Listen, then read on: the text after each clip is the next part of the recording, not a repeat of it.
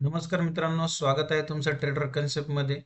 तर उद्या मार्केट कशा प्रकारे ट्रेड करू शकतो याबद्दल आपण जरा डिस्कस करणार आहोत. पण त्याआधी आज मार्केटमध्ये काय झालं याबद्दल आपण चर्चा करू.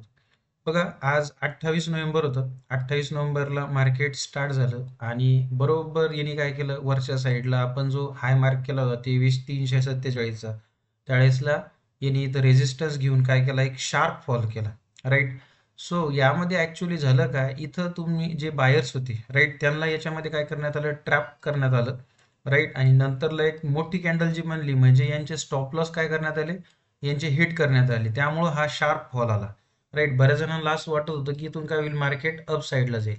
राईट. तर यांचा हा पहिले एस एल उडवला, देन मार्केटने शार्प फॉल केला. आणि आज आपलं यूट्यूब लाईव्ह होतं, यामध्ये पण मी सांगितलं होतं की जोपर्यंत ह्या दोन लेवलपैकी आपली एखादी लेवल जोपर्यंत मार्केट रीच करत नाही तोपर्यंत आपण मार्केटमध्ये ट्रेड करणार नाही. आणि आपण जे वेट केलं राईट, तर त्याचं आपल्याला फळ हे अशा स्वरूपात मिळालं. बरोबर आहे. सो कारण फर्स्ट डेला मार्केट एका रेंजमध्ये, सेकंड डेला सुद्धा मार्केट एका रेंजमध्ये, तर थर्ड डे हा सिम्पली आपण समजू शकतो की काहीतरी ट्रेंडिंग असू शकतो. आणि काल बँक निफ्टीची एक्सपायरी होती, पण ती एक्सपायरी कशी झाली, मंथली एक्सपायरी खूप म्हणजे स्लो आणि शांततेत झाली. त्यामुळं हा मोमेंटम पेंडिंग होता. त्यामुळे निफ्टीमध्ये आज मंथली एक्सपायरी जी आली तर ती एकदम ट्रेंडिंग झाली. राईट. तर लक्षात घ्या, ज्या वेळेसला अशा रेंजमध्ये मार्केट असेल तर त्यावेळेसला शक्य तितकं काय करायचं, मार्केटमध्ये ट्रेडिंग करायचं अवॉइड करायचं.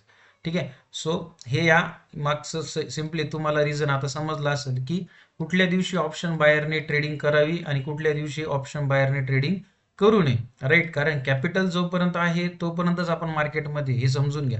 ज्या दिवशी कॅपिटल आपलं संपून जाईल त्या दिवशी आपले किती जरी अनालिसिस चांगले राहत असतील, राईट, पण तुम्ही त्या मार्केटमध्ये नाहीये तर काय कामाचं. बरोबर आहे. सो महत्वाचं की तुमच्याकडं कॅपिटल तुम्ही प्रोटेक्ट पहिले केलं पाहिजे. आपण डेली टाइम फ्रेमवर बघूया की कशा प्रकारे एक जो फॉल झालेला आहे. राईट. पहिले हे 3 जे दिवस आहे राईट, तर इथं काय झालेलं आहे, सिम्पली एका रेंजमध्ये मार्केट होतं आणि चौथ्या दिवशी काय झालं, मार्केटनी चांगल्या प्रकारे ब्रेकडाऊन दिलं.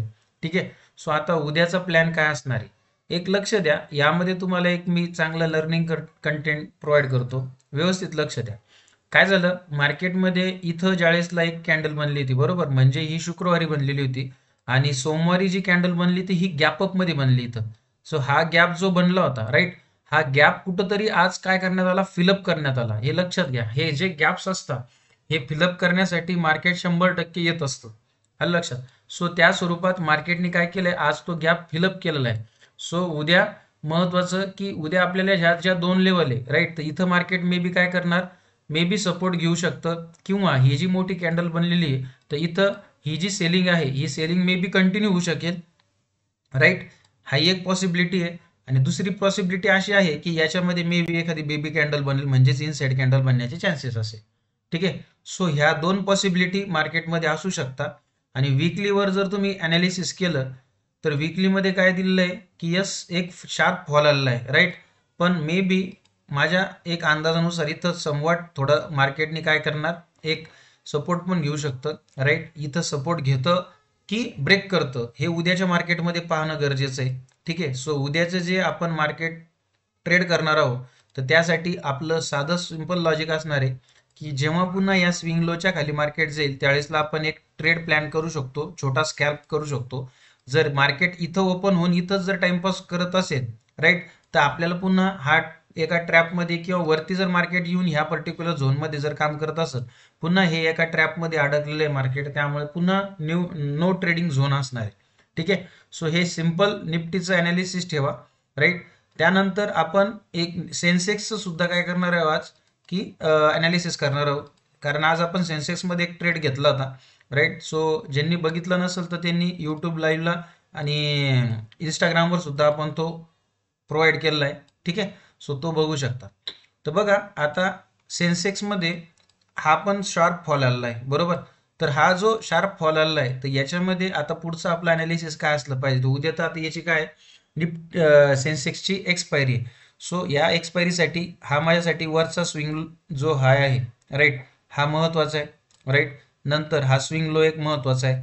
राईट. पण इथं काय झालेलं आहे, इथं हा जो गॅप होता या दोघांमधला, हा गॅप काय केला आज फिलअप केला आहे. त्यामुळं सिम्पली याच्या खाली ज्यावेळेसला मार्केट जाईल तर मी पुट साईडला इंटरेस्टेड असेल.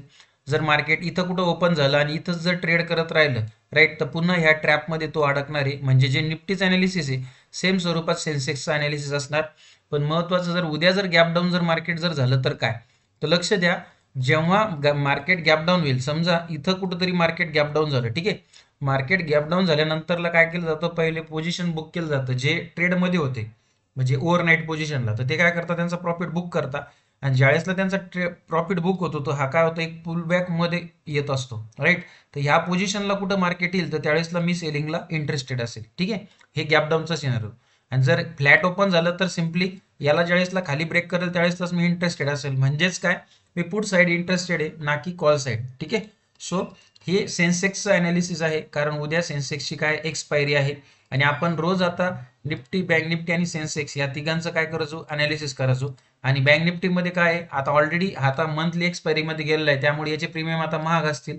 त्यामुळे उद्या सेन्सेक्स ट्रेड करण्यासाठी एक चांगल्या स्वरूपाचा आपल्याला ट्रेड मिळू शकतो. आणि आपण रोज यूट्यूब लाईव्ह करतोय, सो त्यामध्ये तुम्ही जॉईन व्हा. तुम्हाला चांगल्या प्रकारचे ट्रेड त्याच्यामध्ये आपण डिस्कस करत असतो, जे की एज्युकेशन पर्पजसाठी असतात. आणि ते तुम्ही एकदा जॉईन करा, त्यानंतर तुम्हाला समजेल की कशा प्रकारे ॲक्युरेसी आपली, राईट. आणि तुमच्या फ्रेंडला सुद्धा ते कळवा, ठीक आहे. सो ॲनालिसिस आवडला असेल तर नक्की लाईक करा आणि आपल्या मित्रांना शेअर करा. थँक्यू.